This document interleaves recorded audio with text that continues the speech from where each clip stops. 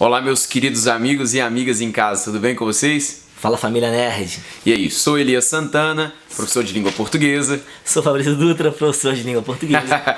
Estamos juntos novamente aqui, peso 2, não é verdade? Só que agora em canais diferentes. Eu com o canal youtube.com/Elias Santana TV. Eu com o canal youtube.com/Fabrício Dutra Vídeos. Isso. E o nosso objetivo aqui é comentar as questões da prova do STJ, concurso que foi aplicado neste domingo que se passou. Muita interpretação de texto, provinha boa de fazer, provinha com conhecimentos gramaticais legais. E a gente tá aqui junto, é com muita alegria que eu tô aqui na casa do Elias, no cenário do Elias, do canal dele. E ó, é a primeira de muitas. Com certeza. Então vamos embora, vamos começar por analista. Se você não tiver a prova, baixa lá no site do CESP para que você possa acompanhar conosco, tá certo? Você dá pausa na tela, né, já que não está sendo ao vivo, dá pausa na tela, baixa a prova e faz a prova na mão, beleza? Exatamente. Arrocha, Fabrício. Primeira questão da prova de analista é de interpretação textual. E ela fala assim, ó: o compromisso constante com o bem comum e a promoção de causas ou objetivos comuns aos membros de toda a comunidade contribuem para que a solidariedade não fique restrita a ações locais e ou eventuais. Gente, esse item tá certo. Acontece que lá no texto ele usa itens sinônimos, né? Em vez de colocar ações locais, ele coloca gestos tópicos. Tópico tem a ver com lugar, né? E eventuais ele coloca a palavra... atitudes episódicas. Então, basicamente, ele diz a mesma coisa em outras palavras, beleza? Então, a informação que confirma que a 1 tá certa tá na linha 24 para baixo. Só você conferir no texto que você vê, beleza? Beleza. Questão 2. A solidariedade é uma característica inata dos seres humanos. Se você percebeu no primeiro parágrafo, ele fala de fato que o ser humano tem uma característica inata, mas que não é a solidariedade, e sim a convivência em sociedade. Ele fala que a convivência em sociedade é algo inato do ser humano, diferente dos outros animais ou deuses. Agora, ele fala que, olha só, a solidariedade implica... Por outro lado, estou na linha 14 do texto. Solidariedade implica, por outro lado, a corresponsabilidade, a compreensão da transcendência social das ações humanas, do coexistir e do conviver comunitário. Ou seja, é a partir dessa convivência entre seres humanos, que é um ser social, que surge a solidariedade. Então a solidariedade não é inata, ela é manifestada no ser humano a partir de sua convivência em sociedade. Perfeito. Então o item está errado. Primeiro certo, segundo errado. Item 3, ele fala que os animais e os deuses podem viver isoladamente, sem participação em comunidade, mas não os seres humanos. Galera, essa informação está no texto. Ele fala lá, né, naquela questão até da partícula C de gramática, que ele manda botar a partícula C, ele fala: não pode renunciar à sua condição inata de membro do corpo social. O homem não pode renunciar. Porque apenas os animais e os deuses podem prescindir da sociedade e da companhia de todos os demais. Então, animais e deuses, né, podem viver isoladamente, né? Por isso que o Elias tem gravado o vídeo dele sozinho. Os animais podem viver... Mas tu sabe que animal eu sou, né? Não, nem quero. 4! Então o item 3 ficou certo. Item 4. Esse item 4 muito bom, porque as pessoas ficam: professor, mas e os conectivos que não apareceram na prova? Repara, o fato de as ações sociais de cada indivíduo incidirem sobre todos os demais membros da comunidade ratifica a dimensão ética da solidariedade, conquanto o reconhecimento mútuo de todos como pessoas iguais em direitos e obrigações configure-se uma necessidade. Meus amigos, se você for observar no texto, a informação que está lá é praticamente essa, de que está dito de que indiferem, ele fala assim, incidem sobre os demais membros da comunidade. De fato, as ações sociais têm essa incidência. Entretanto, a informação que está embaixo, que fala assim, ó, o reconhecimento mútuo de todos como pessoas iguais em direitos e obrigações é uma necessidade, essa informação ela não é contrária à primeira. E é por isso que a conjunção conquanto, que é uma conjunção concessiva, que se assimila, que é semelhante a apesar de, embora, ela não se enquadra. Porque, na verdade, o que nós temos aqui é uma relação de causa e consequência. O fato de o reconhecimento mútuo de todos como pessoas iguais em direito ser uma necessidade tem uma consequência. E a consequência disso é o fato de as ações sociais de cada indivíduo incidirem sobre todos os demais membros da comunidade. Tudo bem? Então eu tenho uma relação de causa e consequência e não de concessão. O problema todo da questão está na conjunção conquanto, que é aquilo que eu sempre comento. As pessoas às vezes deixam de compreender o texto claramente porque não percebem o valor do conectivo. E conquanto, por ser uma conjunção de não uso habitual, as pessoas acabam cometendo alguns equívocos. Então o item 4 está errado só por conta do conquanto. E o CESP gosta do conquanto, né? Vocês sabem. Conquanto, por quanto. Item 5, que é o nosso item de gramática, primeiro item de gramática a ser trabalhado. Só um detalhe, Fabrício, a gente está resolvendo rapidinho, porque a gente quer comentar as questões para que as pessoas possam entender o porquê dos seus erros, o porquê dos seus acertos e, porventura, redigir um eventual recurso. Por isso que a gente está demorando, abrindo o quadro, a ideia é só comentar mesmo. É verdade. Item 5, que é o primeiro item de gramática, ele fala assim: a correção gramatical e o sentido original do texto, né? Quer cobrar correção, quer cobrar sentido, só que você sabe que nesse tipo de questão você vai primeiro na correção. Exato. Né? Se existir qualquer erro gramatical, né, você já considera o item falso, não tem nem o que discutir com o gabarito. Então vamos lá. A nova versão da frase está assim, ó. Atitudes de apoio e cuidados de uns com os outros são exigidas. Só que no sujeito composto tem dois núcleos. O que são exigidos? Primeiro, atitudes e cuidados. Vimos aí a mistura de gêneros, né? O primeiro é feminino, no plural, e o segundo é masculino. Cara, se você mistura os gêneros, você tem que usar o masculino. O masculino prevalece. Isso não é machismo, isso é coisa da língua, né? Uma sala com 50... Tu prefere usar o masculino? Não, prefiro usar o feminino. Galera, numa sala com 50 mulheres e um homem, mesmo que seja o Elias, você tem que falar os senhores. Pô, se você não pode falar os senhores. Ainda bem que o canal é nosso, né? Tá tranquilo. Então, assim, na língua portuguesa é assim, galera. Até porque não se fala assim, os alunos estão protestando, não tô falando só de homem, tô falando dos dois. Então, na mistura de gêneros, você usa o masculino. E esse feminino aí torna o item falso sem precisar voltar ao texto. Ótimo. Questão 6. A correção gramatical e o sentido original do texto seriam preservados caso se inserisse o pronome ser imediatamente antes da forma verbal pode. Meus amigos, este item aqui está errado por um detalhe mínimo. Olha só o que eu quero que você observe. Pegue comigo, por favor, a partir lá da linha 2. Aristóteles, por exemplo, em clássica passagem, afirma que o homem não é um ser que possa viver isolado, ou seja, quem não pode viver isolado é o homem. É, ao contrário, ordenado teologicamente a viver em sociedade. É um ser que vive, atua e relaciona-se na comunidade. Tudo ele está falando do homem. Aí ele segue na sequência. E sente-se vinculado aos seus semelhantes. Não pode renunciar à sua condição inata de membro do corpo social. Quem não pode renunciar é o homem. O sujeito está elíptico no meu texto. Se eu colocar a partícula C, não se pode renunciar à sua condição inata de membro do corpo social, esse C assume valor de índice de indeterminação do sujeito. Porque no caso renuncia a algo, esse verbo de transitividade indireta.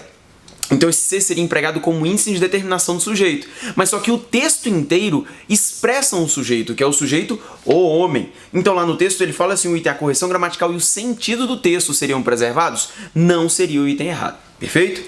E outro ponto, quando ele fala a sua condição, é a condição do homem. Então, exato. Se você botar a partícula C, você tira essa referência da condição do homem. Mexe no sentido, então muito bom. A gente sempre fala para tomar cuidado com partícula C. E a próxima questão, que é a questão 7 na minha mão, vai cobrar partícula C, né? Eu e o Elise, a gente sempre fala nas aulas, galera, cuidado com partícula C. Se ela for passivadora, existe uma consequência gramatical. Se ela for índice de indeterminação, existe uma outra consequência gramatical. E qual a primeira consequência gramatical da partícula C ser apassivadora? Voz passiva e tem sujeito, né? Se a partícula C for apassivadora, a frase tem sujeito paciente, ele está expresso na frase. E a banca falou na linha 17, na linha 18, a expressão a sua inegável dimensão ética constitui o sujeito do verbo percebe-se. Muita gente que não tem muita noção de partícula C acha que é o objeto direto. Quem percebe, percebe algo. Só que quando você vai ao texto, você vê que a partícula C é a passivadora. Eu não sei quem percebe e quem percebe, percebe algo. Então você tem uma partícula passivadora, sem o agente, né, mas com o sujeito paciente na frase. Aquilo que é percebido está na frase. Então, a sua inegável dimensão é percebida. Realmente é o sujeito paciente. A frase está na voz passiva e o item está certíssimo. Errado seria se ele falasse que é o complemento direto. Saiba, na voz passiva não tem objeto direto. Ele vira sujeito. Beleza? Exato. Então a 7 está correta. 8. A 8 é a cara do Fabrício, mas quem vai resolver sou eu. A correção gramatical do texto seria prejudicada caso se empregasse o sinal indicativo de crase no vocabulário, em dar suporte a exigências recíprocas. Perceba que esse a antes de exigências é só uma preposição. Se eu colocar um sinal indicativo de crase, eu estarei colocando um artigo singular diante de um substantivo plural. E conforme um sábio consultor de língua portuguesa, que um dia participou do nosso programa, palavra no plural crase nem a pau. Não confia nisso, tá? Não confia nisso. Isso é papo de bêbado, beleza? Mas eu não posso colocar um artigo singular diante de uma palavra plural. Se ele colocar assim, ó, suporte às exigências, eu até poderia pensar na correção gramatical desse trecho. Mas aqui no caso eu não posso colocar um artigo singular com a palavra plural. Não tem nada a ver com pau, beleza? O item está certo porque a correção gramatical do texto seria prejudicada. O item está certo. Perfeito.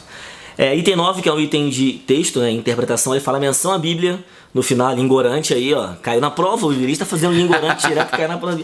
No final do segundo parágrafo, reforça a defesa da lei de talião. Caramba, agora que eu vi uma coisa, eu tanto falei para os meus alunos que o item 8 ia ser de crase, eu fiquei falando em sala de aula, ó, item 8 vai ser de crase, Sério, item 8 vai ser de... Eu ainda falava assim, pessoal, ó, meu nome é Elias e não é à toa. Você tem poder bíblico aí, meu irmão. Caraca, nem tinha reparado. Pô, moleque, depois vamos jogar na loteria aí. Moleque? Item 9. O item 9 ele fala assim: a menção à Bíblia no final do segundo parágrafo. Menção à Bíblia, eu vi lá. Sansão. Não é Sansão dali, né? É Sansão Pena, né? A menção à Bíblia ele faz sobre a lei de talião. E Dalila não teve pena. E nós temos aí a lei de talião, a qual se encontra implicitamente presente no texto. Só que assim, ele cita a lei de talião, mas ele não toma partido, ele não está defendendo o princípio da lei de talião, ele só cita. Então o item 9 está errado porque ele reforça a defesa da lei de talião. Não, ele usou a lei de talião no argumento dele, mas não para defender. Exatamente. Ele fala, questão 10, a diferença entre a vingança privada e a justiça privada é que quando ele fala nesta, perceba que ele está retomando mais próximo, meus amigos, não viaja, ou seja, retomando a justiça privada. A punição ao ofensor é proporcional ao dano por ele causado. De fato, isso aparece lá no texto, porque ele fala assim, ó, na linha 23, a punição do ofensor passou a sofrer os limites da extensão e da intensidade do dano causado. Então, conforme o texto, segundo o texto, o item está certíssimo. A próxima 11, para certos povos, os deuses e os espíritos impunham castigos por meio de fenômenos da natureza aos homens que atentassem contra as leis da natureza. Não é assim. Era qualquer dano à pessoa, né, ao outro, ao bem. Se você olhar no primeiro parágrafo, qualquer dano, independente de ser um dano à natureza. Não era apenas um dano à natureza que os deuses usavam a punição. Então o item é falso, item 11. Exatamente. Para 12. Questão 12. Na linha 12, a vírgula que segue ao vocábulo taliones representa a elipse da forma verbal significando. Pessoal, o item perfeitíssimo, uma vírgula empregada com o valor de elipse de Zeugma. Olha lá na linha 12 como ele disse para você, ó. Ele expressa isso aqui, ó. Nesse período surgiu a chamada lei do talião, do latim lex talionis, lex significando lei e talionis tal qual ou igual, ou seja, italiones significando tal qual ou igual. Item perfeito, item correto, e é por isso que essa vírgula é empregada em caráter obrigatório. Só fazer uma homenagem aqui ao time que está subindo para a Série A. Fabrício torce pro Botafogo. Elias, vírgula, também. Na segunda ocorrência, a vírgula substitui o verbo. Tá aqui, ó. Moleque, Série A, tamo junto. Fogão, moleque. Próximo aí. 13. Do ponto de vista sintático, as vírgulas que isolam a frase se o dano fosse físico são de emprego facultativo para tudo. Esse se o dano fosse físico, quem tem a tabela do Elias na mão, de conjunções, sabe que o se, nesse caso, é condicional. E o condicional tá na parte baixa da tabela do Elias, a parte clara da tabela. E a parte clara é a parte... Decorou minha tabela, hein? Decorei. A gente não manda decorar? É a parte das orações subordinadas adverbiais. E se a oração subordinada adverbial está deslocada, a vírgula isola de modo obrigatório. Nós temos como se fosse um adjunto adverbial de longa extensão, sendo uma oração.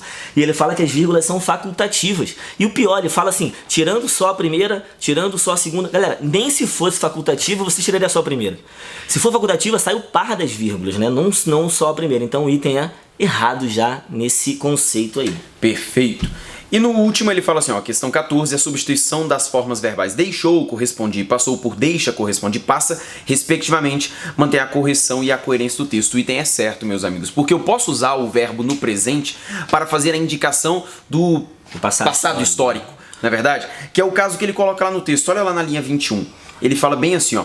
Com a justiça privada, o tipo de pena ou sanção deixou de ser uma surpresa para o seu destinatário. Ou seja, com a justiça privada, o tipo de pena ou sanção deixa de ser uma surpresa para o seu destinatário. Eu posso usar o verbo no presente com essa indicação de pretérito, desde que a indicação seja de um passado histórico. Como é que foi aquele exemplo mesmo que você usou? Na Copa, em 1970, o Brasil conquista o tri. Isso. Eu usei o verbo no presente. né? Só que eu tô fazendo referência ao passado. Em 94 o Brasil conquista o tetra, né? Então... E se você reparar no texto, isso aqui é uma sequência de verbos. Esses 3 verbos, eles se concatenam. Então, eu poderia colocá-los no presente com essa função de passado histórico e o item está certo. Beleza? Show. Então, nenhum problema nessa questão na prova de analista. Prova tranquila, prova massa.